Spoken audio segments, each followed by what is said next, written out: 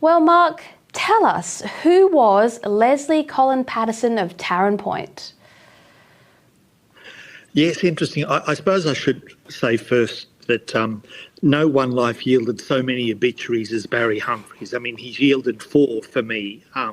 Not only himself, the legendary Dame Edna, the extraordinary Sir Les, and also the wonderful Sandy Stone. I mean, four obits in one life is pretty extraordinary.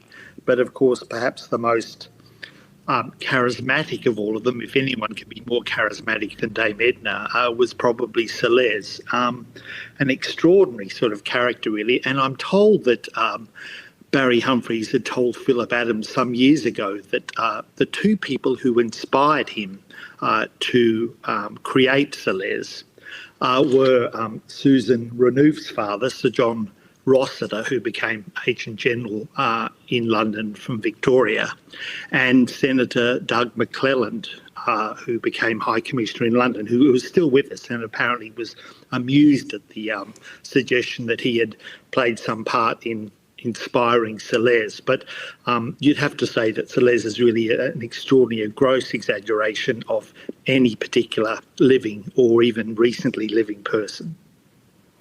Yes, well, being an inspiration for Sir Les, you'd either have to be amused or just devastated. So he picked the best option on that one. Being a cultural attaché to the Far East, as Les Patterson was, is quite the career highlight, and yet it wasn't good enough for his stage nemesis, Dame Edna. Now, Les Patterson managed to offend and annoy the late, great Dame Edna whenever they were forced into the same stage together. Was that a crucial part of Sir Les's character, this relationship he had to his alter ego?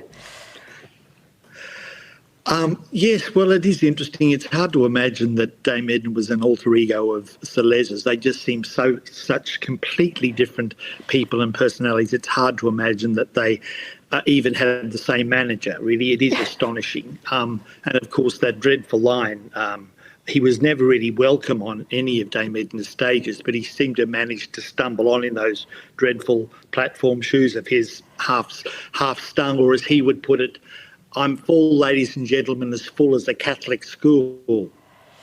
But the worst thing was how he introduced Dame Edna. He would sort of wander on and then say, "Ladies and gentlemen, I'd like to welcome Dame Edna. Give her the clap she so richly deserves."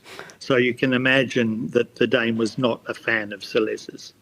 No, well, Les is Edna's foil, the grit to her glitter. His repulsive demeanour, if anything, elevated her charm. And yet it would be fair to say that they were both capable of their own savagery.